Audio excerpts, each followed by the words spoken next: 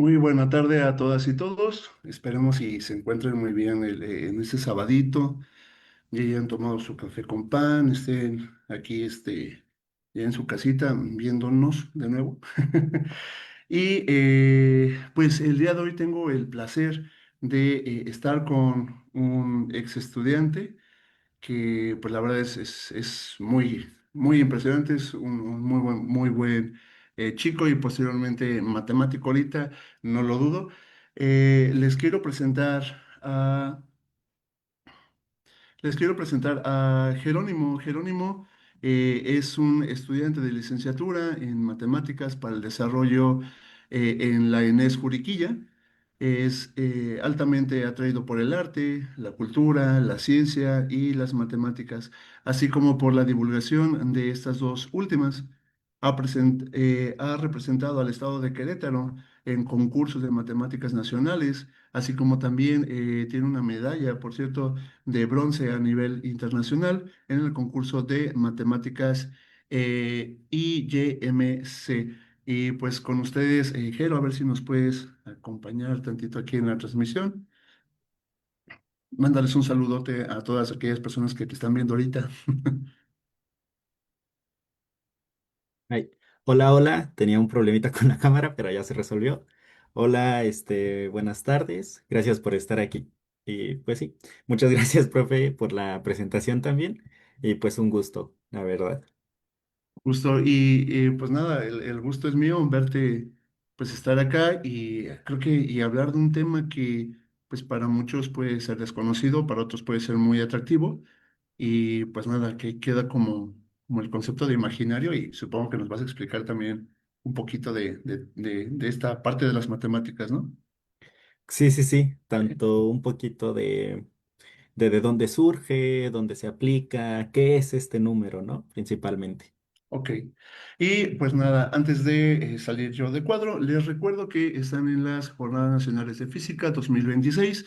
Este es nuestro tercer evento de manera bimestral. Les recordamos que cada 2 meses se llevan a cabo estas actividades de las Jornadas Nacionales de Física. Nuestras charlas están enfocadas para un público de secundaria, de secundaria, perdón, de bachillerato, iniciando ya un poquito también hacia la licenciatura. Y pues nada, les dejo con Jero y hagan sus preguntitas ahorita en los comentarios mientras están siguiendo esta transmisión. Jero, te dejo, es todo tuyo el escenario. Muchas gracias, profe. Y bueno. Quiero comenzar, primero que nada, con algo, ¿no? Como pueden ver, la plática se titula ¿Y si lo imaginario fuera más real que lo real? El número I es un número que nació por accidente, por así decirlo, ¿no? Y bueno, antes de yo seguir hablando, quiero hacerles una pregunta. ¿Pueden imaginar algo que por definición no existe? Pensemos, por ejemplo, en intentar imaginar un nuevo color. No tenemos ni idea de cómo se vería, no podemos imaginar un color que no podemos percibir, ¿no? Entonces, ¿qué pasa con un número? Podemos imaginar un número que por definición no debería de existir. Pues bueno, durante más de 1000 años, los mejores matemáticos de la historia se hicieron mucho esta pregunta. Y pues la respuesta no les gustó para nada en general. Fue muy incómoda para ellos porque pues no podían como entenderlo, ¿no? Entonces dijeron, no, pues es que esto no puede existir. Hay que decir que es imaginario. Así que bueno, como diciendo, pues esto no es real, pero nos va a servir para algunas cuentas que salgan bien, ¿no? Pues bueno, esto fue lo que dijeron en un inicio y resulta que actualmente sabemos que estaban totalmente equivocados, ya que este número no está simplemente para que las cuentas salgan.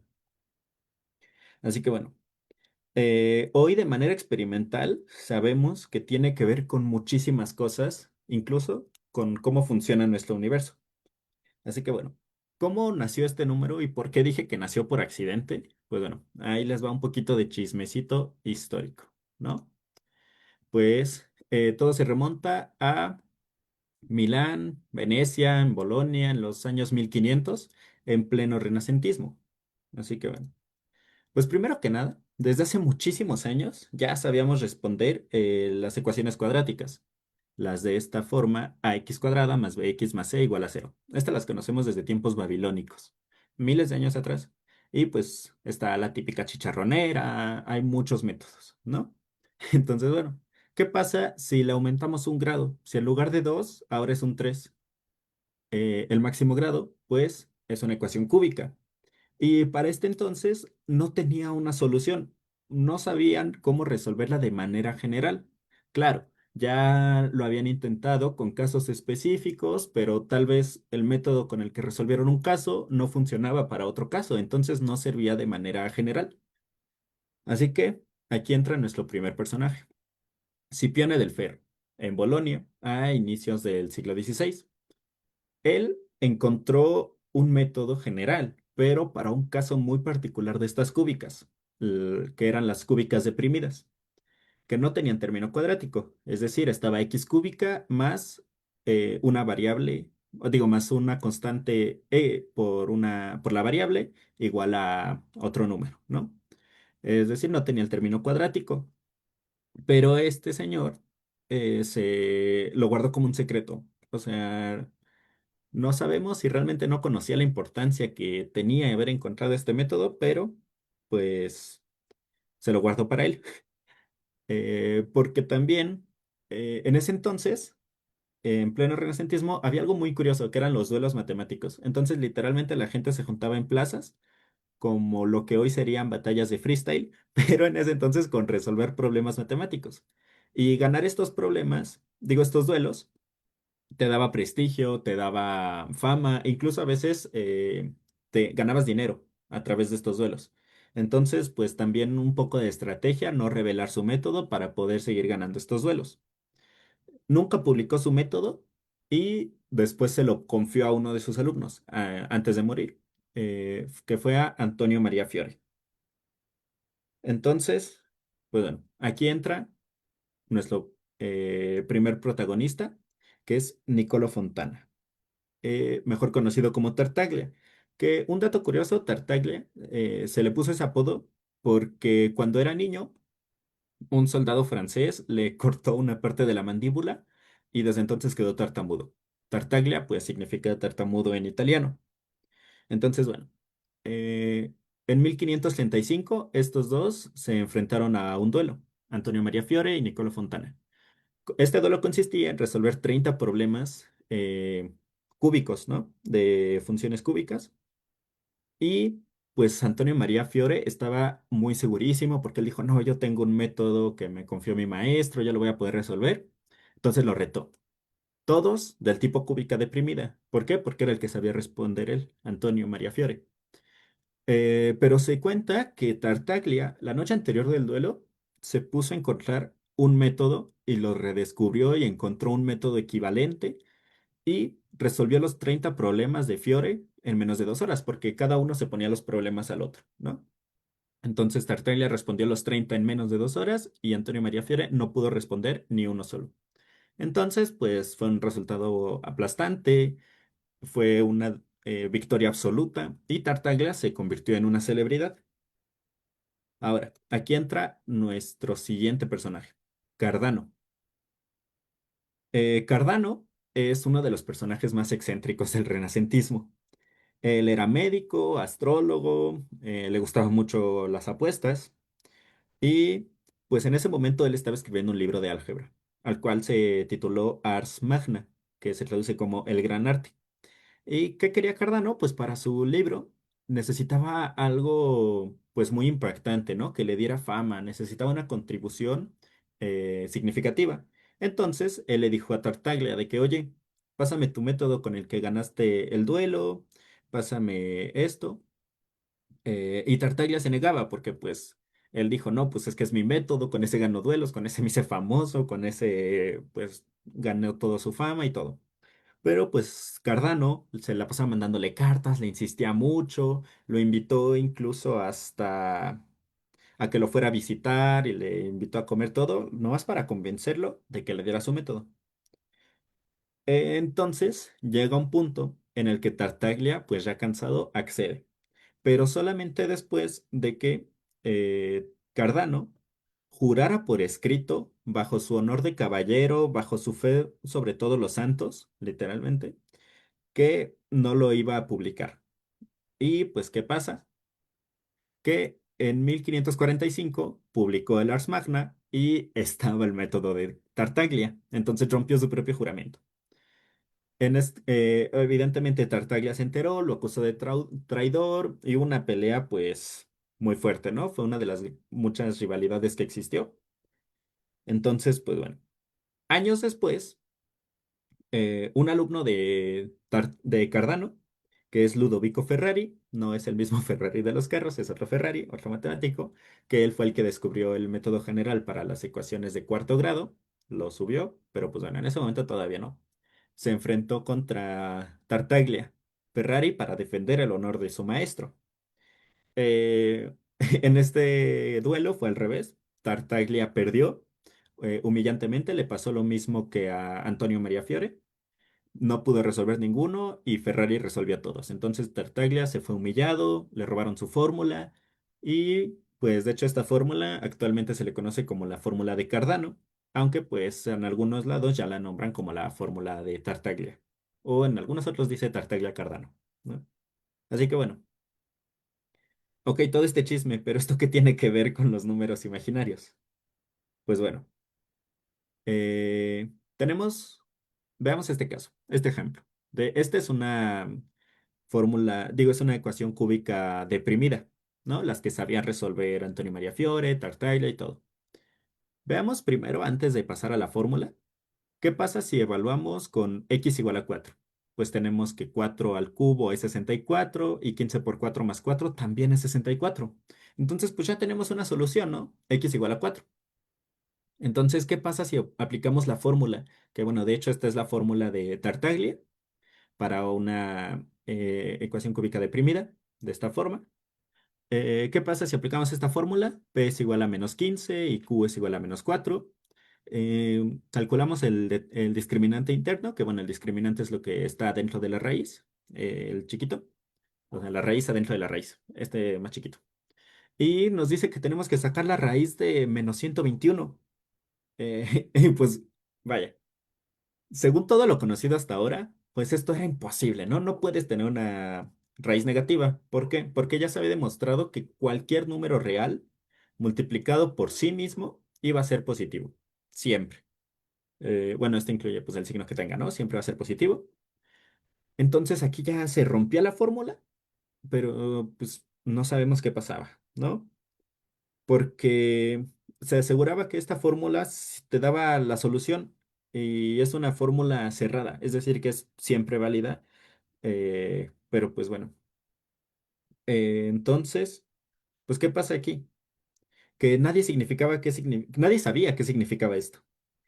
Eh, entonces, pues la fórmula estaba mal, pues, o la ecuación no tenía solución, pues no, pues ya sabemos que la ecuación tiene solución, ¿no? Así que esto es lo que hace esta historia tan importante, porque no estamos hablando de un caso raro donde la respuesta es simplemente, ah, pues es imaginaria, la podemos ignorar, la de esta ecuación, porque ya encontramos que sí tiene solución, entonces, pues, ¿qué pasa? Pues esto se quedó como una incertidumbre por muchísimo tiempo, hasta que en 1572 llega este señor, Rafael Bombelli. Él era un ingeniero, entonces, como buen ingeniero, se puso a hacer las cuentas, ¿no? Entonces, en vez de preguntarse, ¿existe la raíz de un número negativo? De manera filosófica, de manera, pues, de lo que conocía ese tiempo, dijo, ah, no me importa si existe o no, yo voy a hacer las cuentitas. Se puso a hacer las cuentas, siguió las reglas algebraicas, pues, consistentes. ¿Y qué pasó? Que logró reducirlo a esta forma, donde, pues, si sigues haciendo las cuentas y usas algunos truquitos algebraicos, se terminan cancelando las raíces negativas, ¿no? O sea más, menos, se cancelan, anyways, y te da 4. Entonces la fórmula estaba bien, solo había que seguir operando, trabajando las raíces negativas. Entonces, pues bueno, aquí está la idea de esto, ¿no? Porque estos números no nacieron por querer, inventar algo exótico, algo decir, ay, yo inventé algo que ustedes no. Pues no. Nacieron porque en realidad era obligatorio, era cuestión de tiempo a que los descubrieran. Era necesario para llegar a respuestas que todo el mundo ya aceptaba como reales. No es parte de un simple truquito algebraico. Así que bueno, pasa un siglo. En 1637, el famosísimo René Descartes, el que piensa y luego existe, se topó también con estos números en un contexto diferente y no le gustaron para nada. Él mismo dijo en su libro La Geometry que son imaginarias, que son cantidades que se pueden escribir formalmente, pero que en realidad pues no corresponden a nada real. Y pues no lo dijo la verdad como un cumplido, no dijo, wow, encontré algo. Dijo como, eso no cuenta, eso no existe, es imaginario, valga la redundancia. Entonces ese nombre se le quedó. Gracias a Descartes, estos números se le llaman números imaginarios. Y después, otros 2 siglos después, llega Leonhard Euler, uno de los matemáticos más importantes de todos los tiempos, la verdad. Y Euler fue el que le dio a este número el símbolo de I. Fue el que construyó nuevos sistemas, construyó un álgebra nueva alrededor de este número, creó los números complejos. Bueno, no los creó, los descubrió, por así decirlo, los describió y todo. Creó una propia geometría compleja y encontró algo bellísimo, ¿no? La identidad más bonita de las matemáticas, que de hecho es la que tengo aquí en mi playera, que esta es de la Olimpiada de Matemáticas. Pero bueno, esta ecuación pues es muy conocida, de cierto modo. Y se dice que es muy bonita porque, claro, tiene 5 de las constantes fundamentales de las matemáticas, que son el número de Euler, eh, pi, el número 1, el número 0 y pues claramente el número imaginario. Entonces, eh, esta identidad ya nos demuestra que pues si estar junto con otras constantes fundamentales reales, pues ¿qué nos dice que esta técnicamente no es real, por así decirlo también? Si es de verdad simplemente un invento imaginario, pues no. Pues no, porque en realidad esta identidad sirve muchísimo para describir cómo y se comporta como generador de rotaciones en el plano complejo. Pero a ver, esperen, ¿qué es esto de rotaciones? ¿Qué es el plano complejo? Pues bueno, primero que nada, vamos a entender por qué el universo usa este número. Está en todos lados, de verdad. Desde poder escuchar tu canción favorita hasta los niveles más pequeños del universo, a niveles cuánticos. Pues bueno, primero unos poquitos ejemplos de dónde está ahí. Pues primeramente en la electricidad. Todos los circuitos eléctricos de tu casa, de cualquier edificio donde estés, son circuitos generalmente de corriente alterna. Esta tiene algo que se llama impedancia, que describe cómo el voltaje y la corriente están oscilando, se desfasan, hay bajones, subidas y todo esto, ¿no? Para que se compensen. Todo esto se utiliza con números complejos. Y claro, la verdad, en el caso de los circuitos eléctricos, pueden hacerse sin números complejos, pero la complejidad aumenta exponencialmente, pues muchísimo, ¿no? Entonces, eh, este es uno de los usos de los números complejos. Ahora, en las señales digitales, cualquier canción que escuchas, cualquier video que descargas, cualquier imagen que ves en tu teléfono, principalmente, en cualquier cosa digital, están los números complejos detrás de ello. ¿Por qué? Porque existe una cosa que es la transformada de Fourier, que más o menos aquí se alcanza a ver, espero, que es la que está detrás de la compresión de audio e imagen. Esta está escrita en números complejos. Lo que hace esta transformada es que las ondas que describen el comportamiento, por ejemplo, de audio, las simplifica. Si ven, aquí están curveadas y después son puros como ángulos rectos. Y pues esto permite de que archivos enormes se compriman y no pierdan el contenido que realmente importa, ¿no? Y otra cosa son los fractales. Los fractales son de las cosas más bonitas de las matemáticas, a mi parecer, me gustan muchísimo. Y si en algún momento buscas fractales en internet, seguramente te aparezca esta imagen, porque este es uno de los fractales más famosos, es el conjunto de Mandelbrot Y algo muy interesante de este es que está definido totalmente en el plano complejo. Es decir, en realidad ninguna imagen, o sea, ninguna cosa de la que se ve en esta imagen existe en el plano real. Entonces, eh, está muy padre porque este fractal tan bonito, que la verdad es de mis favoritos, no podría existir, ni siquiera a nadie se le hubiera ocurrido que pudiera existir este fractal sin, sin conocer el concepto del número imaginario, ¿no? Y ahora, pues vamos a la física. Ok, ya vi, porque, bueno, claro, ya vimos que está en las canciones que escuchamos, en videos, en la electricidad de nuestra casa, en los fractales también, pero pues hace rato mencioné que estaba también a nivel cuántico, ¿no? Pues claro, aquí entra este señor, Schrödinger, el mismísimo señor del gato de Schrödinger, ¿no? En 1925, aproximadamente en 1926, él escribió esta ecuación, que es la ecuación, pues, de las ondas, ¿no? Eh, Algo así. Y, pues bueno, Schrödinger en esta ecuación, pues, bueno, perdón, se me fue un poquito la onda. Esta ecuación describe cómo se comporta una partícula a nivel cuántico, una partícula cuántica, conforme pasa el tiempo, ¿no? Y pues claramente en esta ecuación, aquí este numerito que vemos aquí, hasta la izquierda, es I. Este número no aparece nada más como decoración de la fórmula, evidentemente. Es una parte indispensable de la fórmula, si no, de la ecuación, perdón. Sin ella no existiría. De hecho, Schrödinger no le gustaba para nada que su ecuación ocupara I, porque él decía que pues es que es una onda clásica, ¿no? Es una onda, pues es una simple onda de luz, puede ser, por ejemplo. Entonces, claramente esto es real, no puede ser imaginaria, porque pues todavía se tenía este concepto de que son números imaginarios, casi falsos, por así decirlo. Enton- Entonces, perdón, ¿por qué importa tanto que este sea un número complejo y no un número normal? Pues bueno, primero pues de esta ecuación las soluciones pasan a verse, son oscilaciones complejas, es decir, son oscilaciones que se basan en números imaginarios y no son oscilaciones que vemos en los senos y los cosenos de los números reales, ¿no? Y bueno.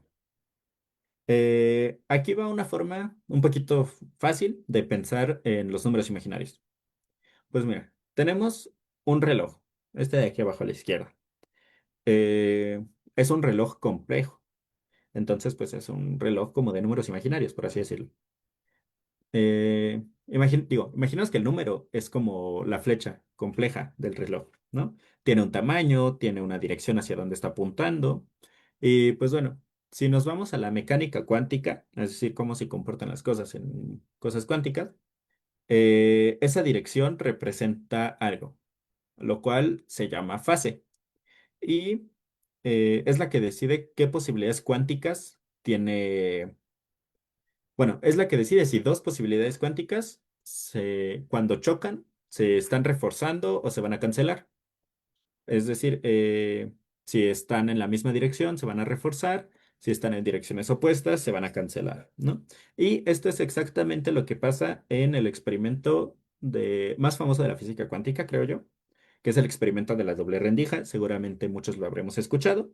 Y si no, pues básicamente es que si lanzas una partícula por una rendija y la estás viendo, solamente atraviesa la rendija, y si no la estás viendo, atraviesa varias, ¿no?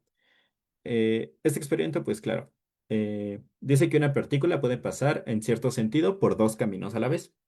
Y cuando estos dos caminos se combinan, el resultado depende totalmente de cómo apuntarían esas flechitas. Si apuntan igual, si apuntan en direcciones opuestas, ¿no?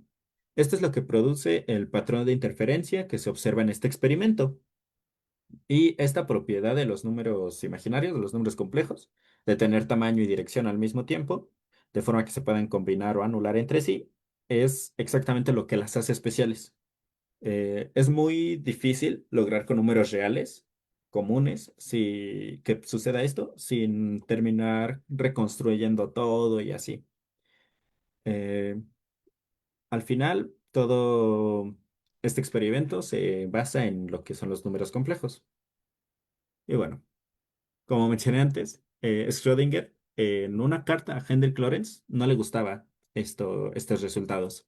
Él decía que el uso de los números complejos es desagradable y directamente objetable. Porque claro, se tenía, otra vez repito, se tenía la noción de que estos números eran casi casi falsos. Después dijo que la función de onda es sin duda una función totalmente real. Así que bueno, se pasó muchísimo tiempo buscando una versión de su propia ecuación que no estuviera basada, que no usara los números complejos. Jamás la encontró, seguramente jamás nadie la va a encontrar. Y pues bueno, terminó aceptando la función de onda compleja como decir, bueno, pues es que esto es lo físicamente correcto, no puedo hacer nada al respecto. Así que bueno, durante décadas después, esto se quedó como una pregunta muy abierta, muy filosófica, la verdad. ¿Este número complejo, es esta estructura, es algo esencial de nuestro universo o realmente sí era nada más una elección de notación, algo que nosotros inventamos para que las cuentas cambien y podríamos cambiarlo? Digo, para que las cuentas den bien y podríamos cambiarlo. Pues bueno, pasa, resulta y acontece que en 2021 un grupo de físicos, me parece que alemanes y franceses, diseñó un experimento real para responder esto de manera empírica. ¿Por qué empírica? Pues para ver si realmente este número está en la naturaleza o es cuestión de nosotros. Pues bueno, para esto utilizaron partículas entrelazadas. Eh, lo que quisieron hacer era básicamente poner a competir, literalmente poner a competir directamente una versión de la mecánica cuántica que solo usara los números reales, no tuviera nada complejo, y una versión de los números complejos. Querían ver con un experimento tipo Bell, con partículas entrelazadas, qué teoría se acercaba más a los resultados obtenidos, si la teoría con números complejos o con números clásicos, ¿no?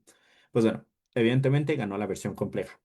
Las predicciones de la teoría de solo números reales simplemente no tenían nada que ver con lo que se observó en el experimento. Y no es que hayan hecho malas cuentas, que estuvieran mal ellos en su teoría real, sino simplemente no hay manera de que cuadre, ¿no?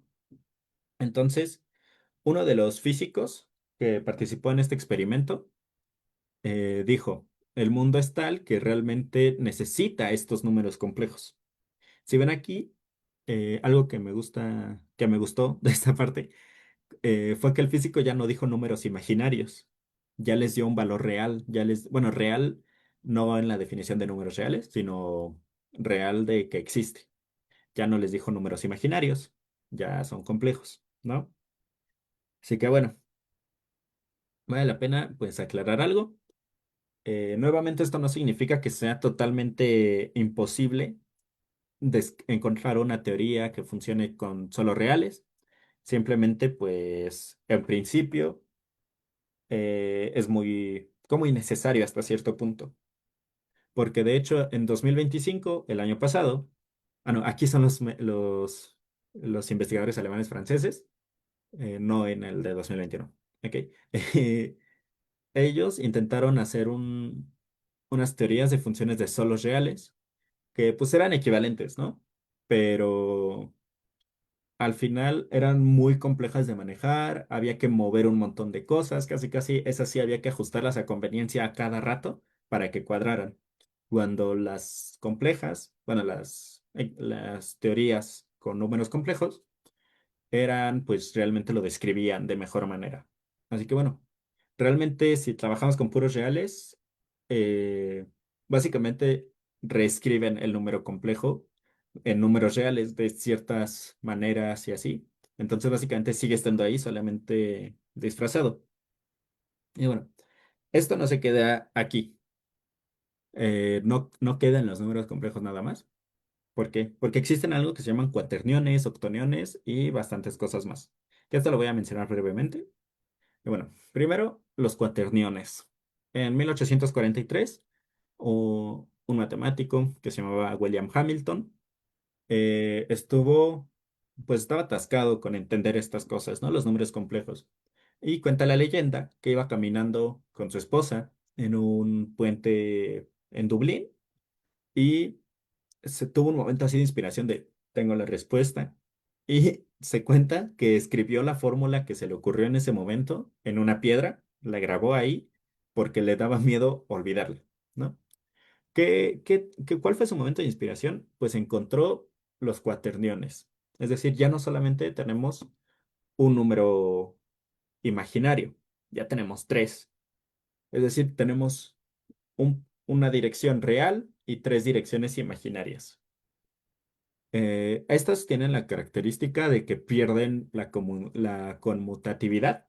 Es decir, I por J no es igual a J por I. En otras palabras, en cuaterniones lo que sería 2 por 3 no es igual a 3 por 2 que pues claro, dicho así no tiene mucho sentido, pero esta es una base fundamental pues para entenderlos. Los cuaterniones pues realmente se usan en muchísimas cosas. Seguramente en tu juego favorito, si es en 3D, ya sea, no sé, Fortnite, Valorant, Roblox, no sé, cualquier juego, Mario Party, eh, están basadas las rotaciones de estos personajes en 3D en los cuaterniones.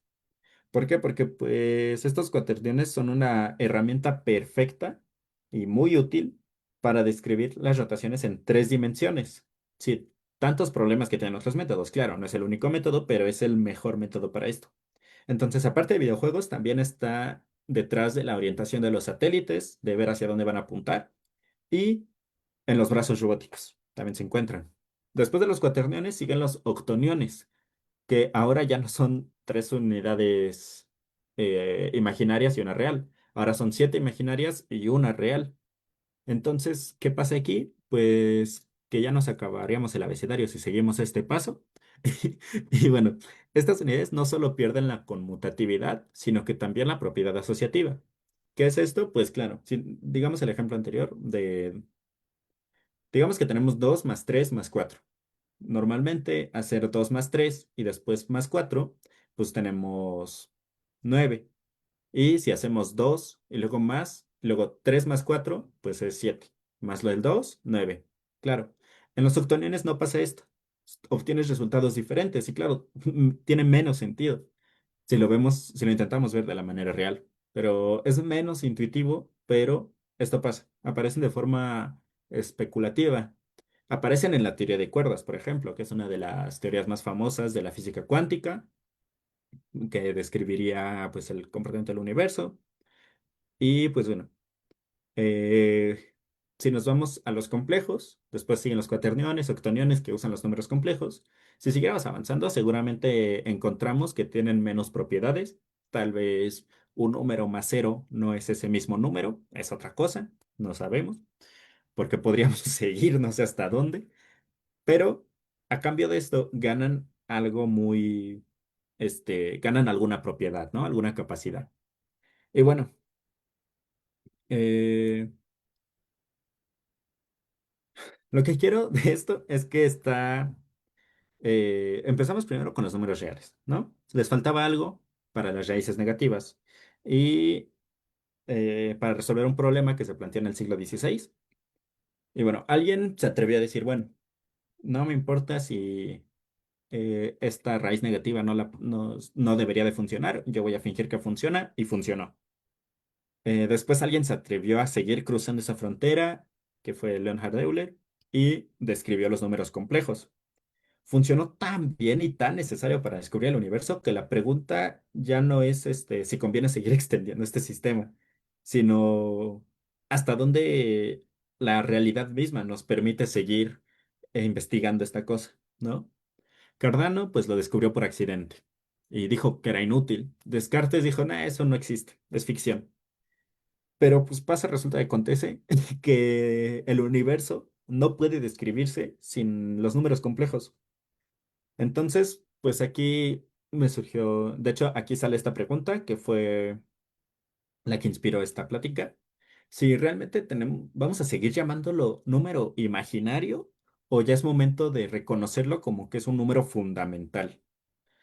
Porque, pues claro, Bombelli, el que describió los cuaterniones, no estaba pensando en el universo cuántico cuando se puso a manipular esas raíces de números negativos en 1572. Ah, no, no, no, entonces no fue el de los cuaterniones, perdón. Estaba resolviendo un problema de álgebra que le importaba a una bolita de matemáticos italianos nada más por un duelo. 350 años después, la física necesita casi obligatoriamente esa estructura que ni siquiera existía como disciplina. Entonces, pues claro, ¿este número realmente lo inventamos o ya estaba ahí? ¿Lo imaginamos realmente? Porque yo sigo pensando que no podemos imaginar algo que no existe. Entonces, siento que es erróneo decirle número imaginario. Entonces, yo siento que realmente ya estaba ahí enfrente y no lo habíamos descubierto. Porque, claro, estos números están describiendo estructuras que ya están ahí, que están ahí, estarán ahí siempre. Y están ahí esperando a que la física siquiera se le ocurra pensar en describirlas. Entonces, aquí termina mi propaganda para que ya sea número fundamental y no número imaginario. Muchas gracias. Vaya. Es una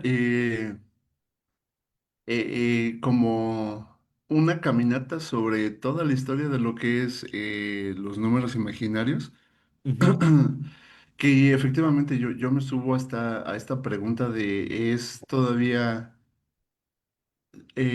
debería de ser todavía socialmente aceptable llamarle imaginario Imaginario. o adoptarlo como un número complejo, ¿no? O sea, como tal, Ajá. la idea de La idea del número de complejo. complejo.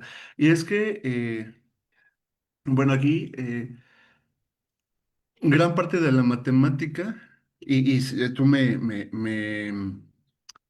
corregirás, pero por ejemplo, el resolver ecuaciones cuadráticas y de grados superiores partía desde una necesidad geométrica, ¿no? Sí, de La hecho, imaginación ajá, literal de las áreas, ¿no? sí.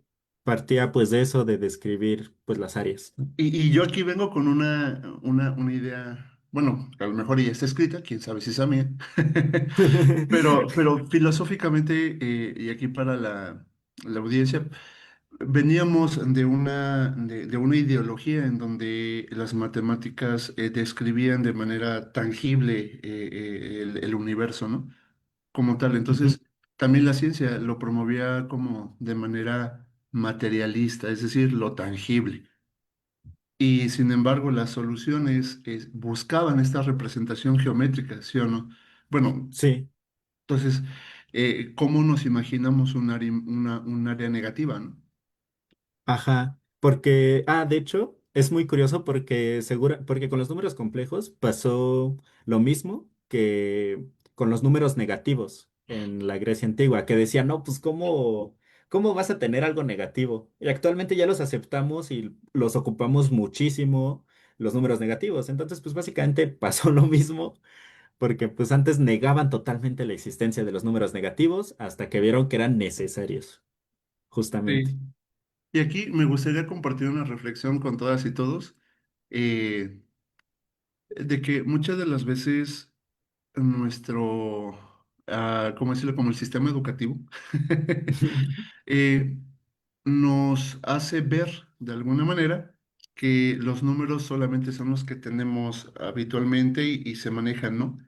Y a Ujú. través de estos, pues tenemos los números del 1 al 100, del 1 al 1000, de ahí, como lo dice Jero, los negativos. Y pues si nos vamos adentrando cada vez más, llegamos como a un problema de, de qué tanto ignoramos el mundo de las matemáticas como para saber que un número realmente solamente es una construcción mental. Ujú. Y en Mm. sí, que obviamente sigue ciertas cuestiones lógicas, Ujú. pero al final pues es una herramienta, ¿no? Sí, Para poder describir y predecir. sí, porque justamente algo muy curioso de las matemáticas es que la verdad si intentas verla solamente por la parte lógica es muy complicado. Por eso existen los axiomas, que son cosas que se aceptan, que siempre son reales. Porque Ujú. de hecho hay un caso de un libro que no me acuerdo la verdad en este momento de su autor, después lo buscaré, que de dos autores, perdón, que intentaron describir pues las matemáticas solamente con cosas lógicas y llegaron a que uno más uno es igual a 2. Se tardaron en demostrarlo solamente con cosas lógicas. Me parece que como 500 páginas. Y de hecho, como unos años después, un matemático de 20 años que nada más casi casi por hobby les demostró que estaba equivocada todo su libro lógico en 20 páginas. Y después los dos matemáticos que escribían el libro originalmente se retiraron totalmente de las matemáticas porque se sintieron derrotados de no poder describirlas solo con lógica. Sí, Entonces, pues sí. sí, y es un mundo muy amplio. De hecho, Ujú. es como comentario para todas y todos. Este, Solo es como cada vez vamos descubriendo cada vez más temas y pues el mundo de las matemáticas son temotas, ¿no? Y más cuando Sí, lo juntamos con el desarrollo histórico, que se me hace muy, muy, muy bonita esta sí, parte, ¿no? sí, o sea, la parte de ver de dónde surgen, porque muchas cosas las usamos, las entendemos incluso, pero no sabemos cómo se les ocurrió. A mí me ha pasado, yo que estoy en la licenciatura, que en matemáticas, que veo una fórmula y digo, ah, claro, o sea, se entiende, sí. Pero si yo fuera la persona encargada de encontrar esa fórmula hace 500 años, jamás hubiera podido. Entonces está muy padre ver de dónde surgen estas cosas. Porque, claro, lo mismo de que yo no sabía cómo a alguien se le ocurrieron estos números imaginarios. Ujú. Hasta, pues que vieron que fue por accidente. Claro. Y es que a mí se me hace un poco, yo voy a hacer este símil de decir, conozco la manzana roja. Conozco la manzana verde, conozco la manzana amarilla, ¿no? Y al final me dan una pera. Y la Sí. pera se parece, ¿no? Pero no es una Ujú, manzana. Lo que no quiero decir es que no es una fruta, sigue siendo una fruta, ¿no? ujú. Y así Pues pasa con las matemáticas, ¿no? Yo creo que ya llegué a esta a, como reflexión de que las matemáticas muchas de las veces lo que no son números tienen más parecido a lo que conocemos como números, aunque no se vea sí. como número. Justamente. De hecho, me gustó mucho su símil. Está muy padre. Y sí, justamente describe, pues casi casi estas situaciones. Sí. Y algo que aquí ya como aumentando un poquito esta parte, a mí me sorprendió mucho enterarme primeramente que había un grupo de personas que estaban trabajando porque la física cuántica dejara de ocupar números cuánticos, que Ujú. sí, o sea, sí se puede elaborar física cuántica que no ocupa números cuánticos, pero la hace poco eficiente. Sí, totalmente. Sí, y donde más me sorprendió a mí esta idea, voy como que a Ujú, agregar, en física, cuando se estudia cómo la luz choca con un objeto, se sabe el fenómeno de que se puede reflejar, ujú. pero existe algo llamado como, vamos a decirlo así, luz evanescente. ¿Qué quiere decir Ok, luz evanescente? Que es aquella que pasa a través de una pared. ok. O sea, cuando la luz choca con un objeto, se puede reflejar, pero hay otra parte de esa luz que se transmite a través del medio. Wow. Y esto se ve o se descubrió porque cuando matemáticamente se trabaja con la ecuación, con las ondas electromagnéticas, sale una parte imaginaria que contribuye Órale. a esta parte. Y esta parte imaginaria Ajá. es matemáticamente es el modelo de esta Ujú. parte de la luz, ¿no? Que atraviesa la materia física. Wow. Ese ejemplo, eso no me lo sabía, pero está muy, muy Sí, interesante. y a Está mí me muy voló padre. la cabeza porque Sí. Pues es mecánica clásica al final de cuentas. Sí, Y después dices, ah, caray, como que la luz también se traspasa, ¿no? ajá. Sí, justamente siento que es esas cosas que, pues en principio no tiene como mucho, no es tan intuitivo pensar en eso. Claro. Pero pues nada, solo en un montón de cosas, ¿no? Por Ujú, ahí también estaba viendo sobre la ecuación logística, que es ujú. la que describe cómo crecen las poblaciones y que llega un punto en donde esta ecuación empieza a derivar números o soluciones Infinitos. reales de ecuaciones complejas. Sí, Pero, sí, sí, sí. pues sí, Entonces, está muy padre porque seguramente hay muchas cosas que actualmente describimos con modelos, con ecuaciones, que tal vez después descubramos que era más eficiente con complejos, o tal vez que seguramente los complejos estén en más lugares que todavía no hemos descubierto. Entonces, pues la verdad está muy padre la sí. existencia de estos números, sí. No, Y pues, pues al final. ajá, ajá, Ah, sí. No, porque pues al final muchas veces, justamente como en la ecuación logística, aparecen en lugares que ni siquiera esperábamos o no tiene mucho sentido que aparezcan ahí. Porque ¿cómo vas a pasar algo real de ecuaciones complejas en descripción de poblaciones, justamente? O sea, no claro. puedes tener personas imaginarias. Bueno, Pues no, después, imaginativas, sí. imagínate. Claro, claro. No, pues Jero, muchísimas gracias por compartirnos pues, toda esta charla que puede salirse de lo habitual cuando se habla de matemáticas. Y Sí. me encantó tu título, o sea, yo creo sí, efectivamente que el nombre de lo imaginario, haciendo alusión a este número imaginario como realmente algo que es más real Ajá. que Sí, lo que su nombre dice, ¿no? sí, justamente. Jero, Porque pues, la maestra Mariana Lujambio dice, muchas felicidades, Jero, muy interesante charla, es un saludito para ti. Desde aquí gracias. nosotros encantados, encantados de tenerte, esperamos que sigas contribuyendo. Ya también con el tiempo, pues vas a ser un colega más. Y pues nada, Espero que sí. Espero que sí, sí, algo con lo sí. que te quisieras despedir de quienes están escuchando ahorita. Eh, pues investiguen siempre, porque a mí me gusta, digo, esta plática surgió por justamente estaba estudiando geometría y álgebra y de repente vi que muchas cosas se describían mejor con números imaginarios que con números reales y dije, ah, caray, ¿por qué esta cosa real se describe mejor con algo imaginario? Entonces me puse a investigar, vi toda esta historia y dije, wow, qué hermoso. Entonces muchas veces alimentar esa curiosidad es muy padre y siempre hacer preguntas, siempre todo. También si quieren hacer alguna pregunta, en general, no solo en este momento, en general, pues claramente bien recibida. Y pues muchísimas gracias a todos por estar aquí, por escuchar y quédense a la siguiente plática de Fer. Perfecto. Sí, es cierto, me acabo de recordar. Ahorita a la una empieza la charla de Fer y no me quiero ir sin antes leer este mensajito que hice de Pili Ramírez. Soy tu fan, número uno. Y que pues es tu mamá. Sí, sí, justo es mi mamá. Hola, Sí, un mamá. saludito, señora, y pues nos andamos despidiendo. No se vayan todavía, por ahí váyanse por un cafecito, por un refresco, pero en 10 Ujú, minutitos inicia la siguiente charla. claro que sí. Muchas gracias y nos Muchas andamos viendo. gracias. Adiós. Bye bye.